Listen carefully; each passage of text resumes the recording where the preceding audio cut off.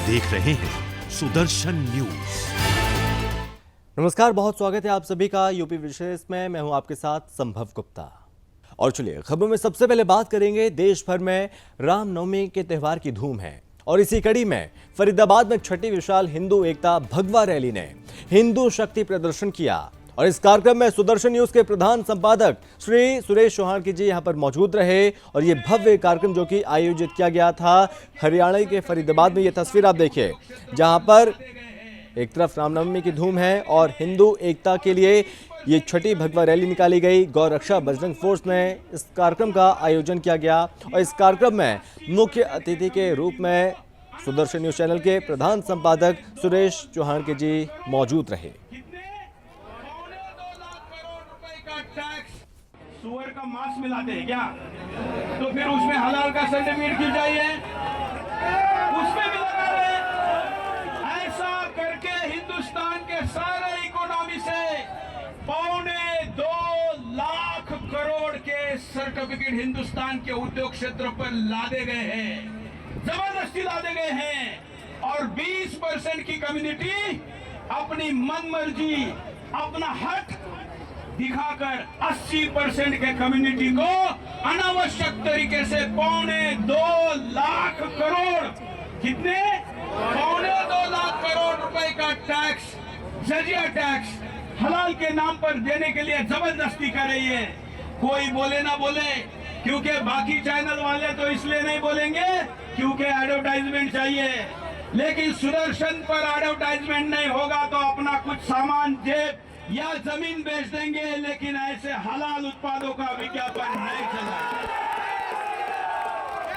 और इसलिए सुदर्शन पर झंडा, सुदर्शन पर हलाल के उत्पादों को हम ऐड नहीं लगे। अगर चैनल इतने करोड़ों रुपए का खर्चा करके इतने करोड़ों रुपए की रिस्क लेता है, तो यहाँ बैठा हुआ हिंदू और इस वीडियो को देखने वाला हिंदू क्या दुकान में जाने पर हलाल का सर्टिफिकेट लगा हुआ सामान का नाम तक सीमित नहीं है?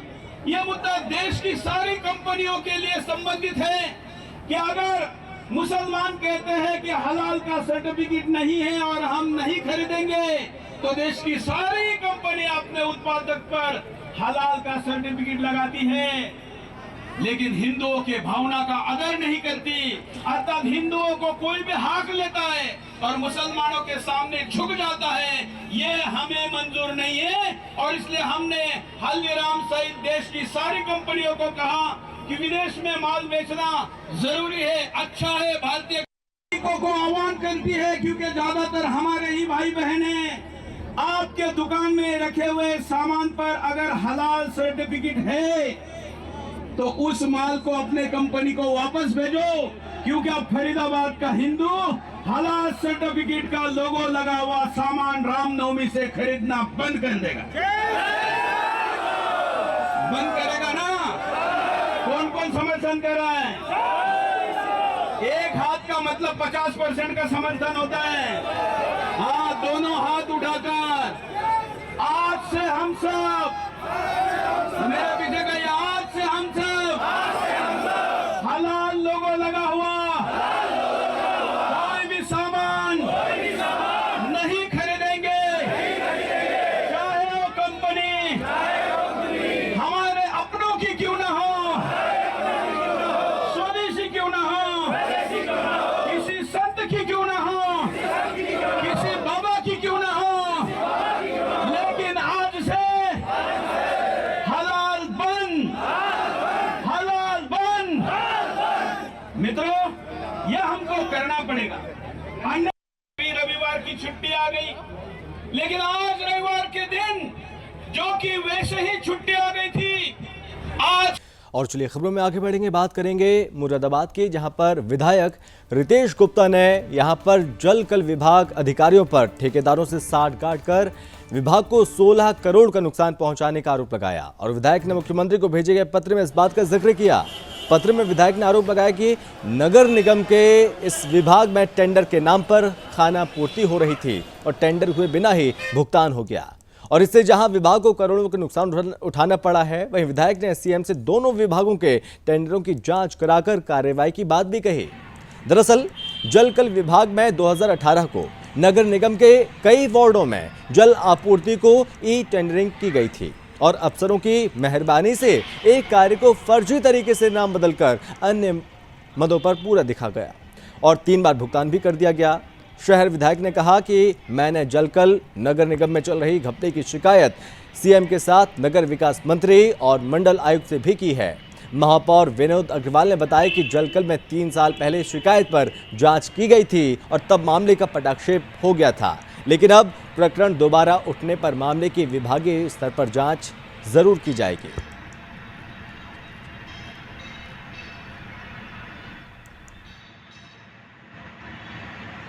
नहीं, माननीय विधायक जी के संज्ञान में विषय होगा, मेरे संज्ञान में विषय नहीं है अभी। लेकिन घोटाला कोई भी हो, भ्रष्टाचार के खिलाफ सरकार का बिल्कुल स्पष्ट मत है माननीय मुख्यमंत्री जी का, और हम जीरो टॉलरेंस के साथ आगे बढ़ रहे हैं।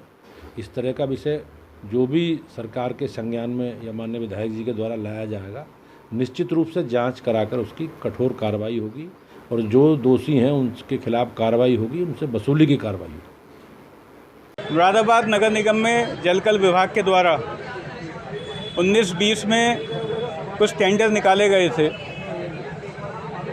कुछ पार्षदों ने कल मेरे को आके इसकी शिकायत करी कि उनके वार्ड में काम नहीं हुए हैं। जो काम नहीं हुए हैं उनका भुगतान भी नगर निगम के द्वारा कर दिया गया है।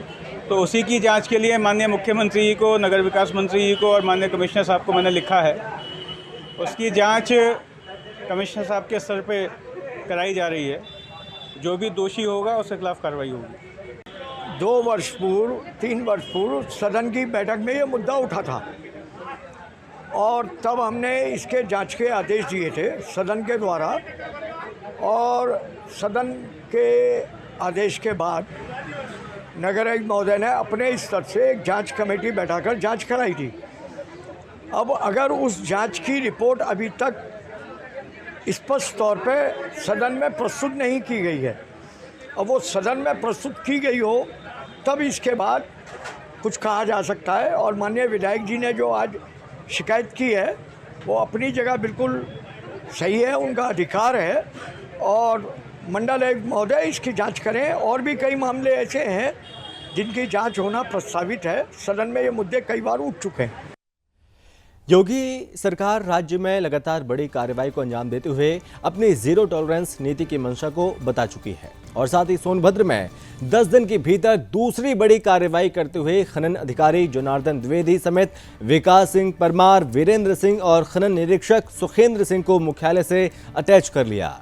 लखनऊ मुख्यालय में रहे आशीष कुमार को सोनभद्र के नए ज्येष्ठ खनन अधिकारी बनाया गया। दरअसल तत्कालीन जिलाधिकारी के शिबू के निलंबन के बाद ये योगी सरकार की बड़ी कार्रवाई मानी जा रही है और पूरा प्रशासनिक महकमा सख्ते में है।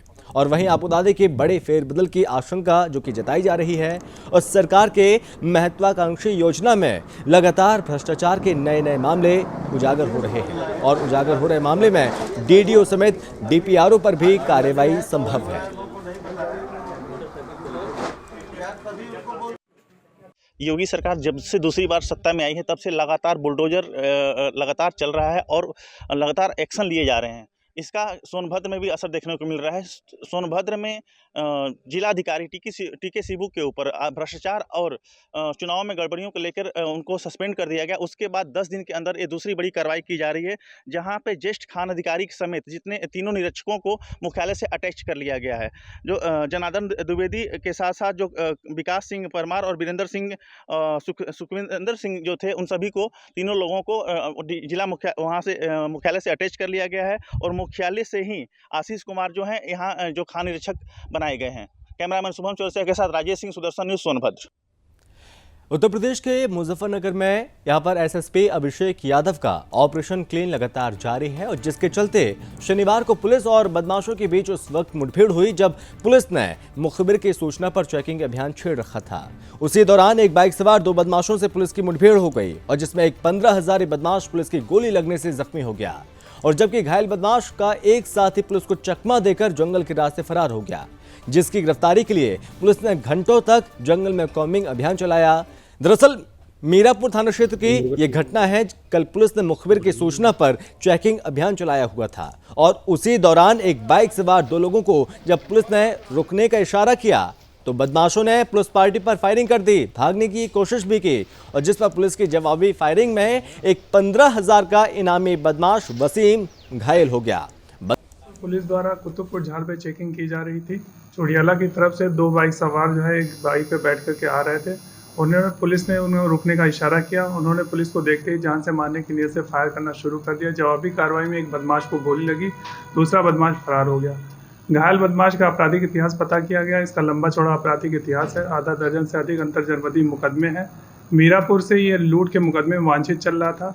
शेरमार वरिष्ठ पुलिस अधीक्षक महोदय मुजफ्फरनगर द्वारा इस पे 15,000 का इनाम घोषित किया गया था। इसके पास से एक तमंचा 315 बोर का, 3 कारतूस और एक खोखा कारतूस और एक चोरी की मोटरसाइकिल बरामद हुई है।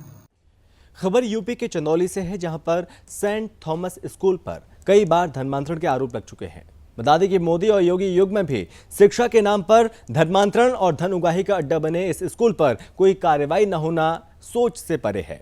जहां सीएम योगी के स्कूल चलो अभियान के बाद भी स्कूल में दाखिले, किताब कॉपी एवं ड्रेस के नाम पर बच्चों के अभिभावकों से जमकर धन उगाही की जा रही है, तो वहीं स्कूल में बाकायदा नोटिस चस्पकर फीस समेत अन्य सामग्रियों के रेट लिस्ट फिक्स है।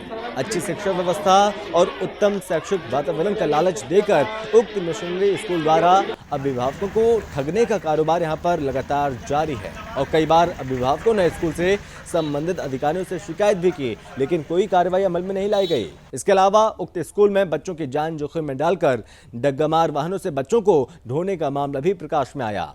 इस मामले में बीएसए सत्येंद्र कुमार ने स्कूल के प्रबंधक की माने बातों पर आश्चर्य व्यक्त किया और अपने पुराने ढर्रे के तहत जांच और कार्रवाई की बात कह दी है।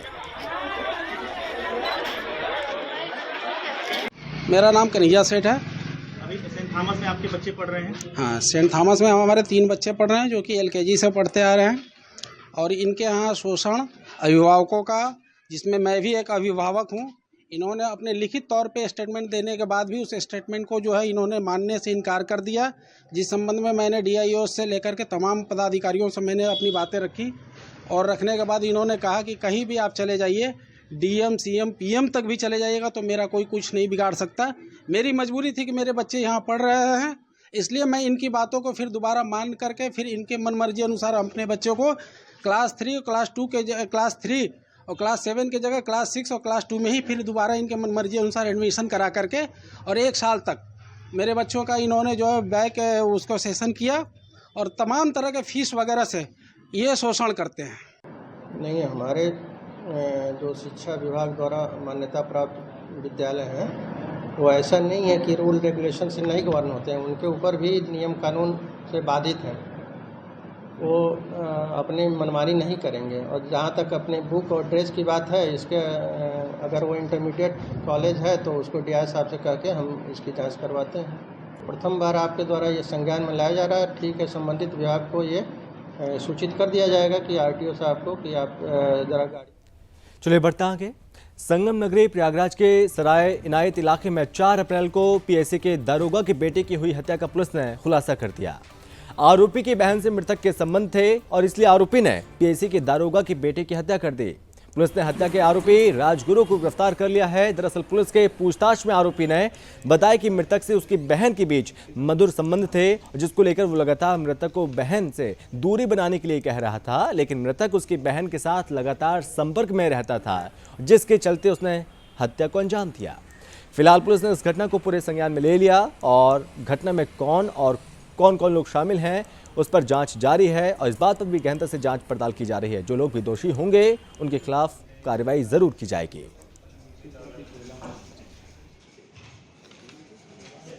दिनांक 4/4/2022 को थाना सराय नायत के गांव पालीकरण में सूचना मिली कि एक आशीष यादव करके लड़का है जो करीब 21 साल का है, इसकी गोली मार के हत्या कर दी गई है।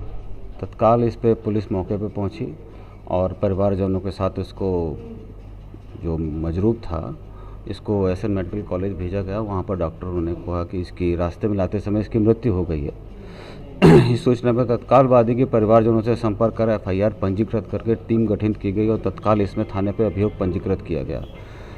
परिस्थिति साख मौके पर उपस्थित गवाहों और अपने साइंटिफिक एविडेंस कलेक्शन और पोस्टमार्टम रिपोर्ट के आधार पर टीमें गठित करके एसओजी प्रभारी और सर्विलांस टीम की मदद से जो टीमें गठित करती हैं।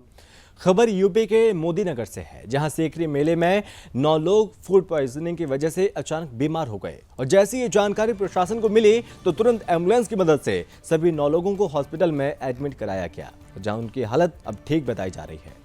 एम्बुलेंस सेवा के प्रोग्राम मैनेजर जयविंदर सिंह ने बताया कि सभी 9 लोग सुरक्षित हैं। वो पूरे मामले पर सीओ ने जानकारी दी और बताया कि सभी लोगों की तबीयत अचानक खराब होने लगी। प्रथम दृष्टि में मामला फूड पॉइजनिंग का मामला सामने आया और बाकी सभी लोगों की जांच कराई जा रही है।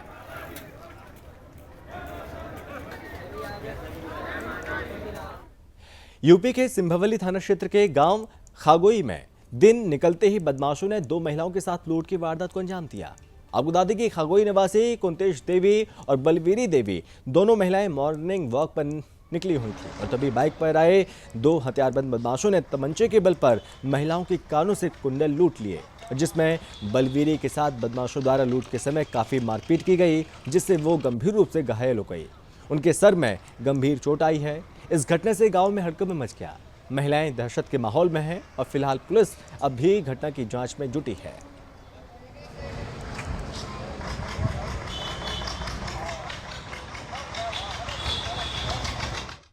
खबर यूपी के मैनपुरी से है, जहां पर थाना बेवर के ग्राम लोधीपुर में झोपड़ी में अचानक से आग लग गई और धीरे धीरे आग ने विकराल रूप धारण कर लिया। जब लोगों को जानकारी हुई तो लोगों ने आसपास के पकी गेहूं की फसल को बचाने का काम भी शुरू कर दिया और जैसे तैसे बमुश्किल किसानों ने अपनी फसल भी बचा ली। लेकिन तब तक प्रेमचंद की झोपड़ी में रखा लाखों का सामान जलकर खाक हो चुका था। प्रेमचंद पीड़ित ने जानकारी दी और बताया कि छोटे छोटे बच्चे खेल रहे थे, जिनके द्वारा अचानक किसी तरीके से आग लग गई, जिसमें लाखों का सामान जलकर स्वाहा हो गया।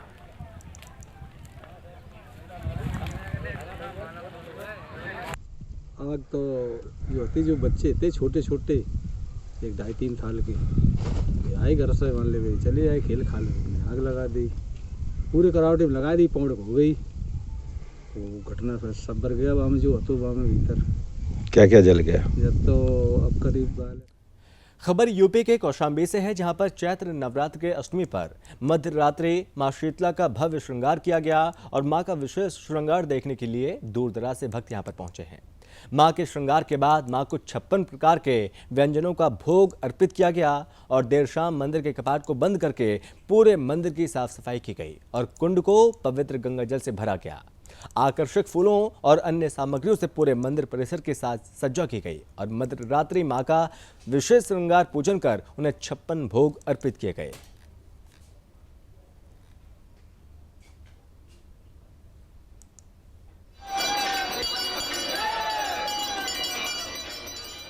और चलिए यूपी विशेष में बस इतना ही। आप बने रहिए सुदर्शन न्यूज के साथ। जय हिंद।